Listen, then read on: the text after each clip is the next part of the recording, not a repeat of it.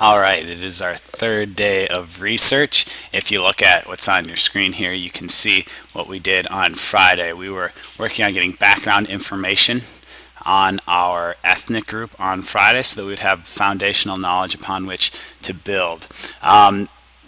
So the first thing you need to do today is to make sure that you know what your particular focus is going to be. Which aspect of this ethnic group are you going to look at? So for Mrs. Dovry and I, we are looking at 9/11's impact on the Sikh community.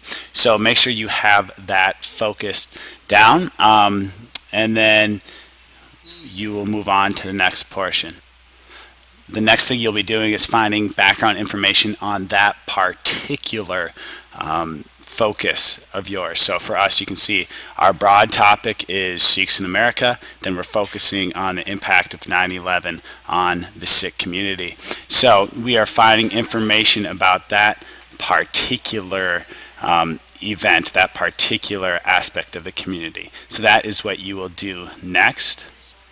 Then in front of you here, you will see the broad research questions that you will be coming up with. So the reason that why we're getting background information on that focused aspect of that ethnic group that will be your research focus is to come up with your broad research question. This broad research question will be the question you are attempting to answer in your research. So you can see we started off by focusing on an ethnic group, in our case Sikh Americans. Then we focused on a narrower topic. We focused on post 9/11 discrimination. Then after finding that background information, we developed a research question. Our question: how did 9/11 impact discrimination against the Sikh community? This broad research question then will become the focus of our research project, and the answer to it will become our website. So here I have other examples for you. If you were looking at Puerto Rican Americans, you could focus that down to migration from Puerto Rico. And then after looking at background research, you'd come up with a question that could be: what factors have caused Puerto Rican migration to the U.S. mainland? If you were looking at African Americans, and then you saw that people that really interested you, you wanted to focus on Martin Luther King Jr. and Malcolm X, you could come up with a question: what was the difference in Martin Luther King Jr.'s and Malcolm X's appeal to African Americans? You can look at these other examples as well. The key is developing a good broad research question. The reason why you do this is so that you do not simply regurgitate information, so that you're not asking a question like who are Sikh Americans or who are Puerto Rican Americans, but that you're asking a specific question that requires you not to simply just regurgitate information. You're asking a question that asks you to draw conclusions about the information. So make sure that you come up with a broad research question and that you talk to Mr. and Mrs. Dovry to make sure that question works.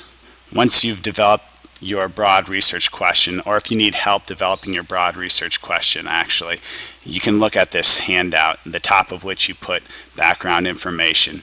There are different ways to develop questions here. We have two different options for you. So these can help you develop your broad research question.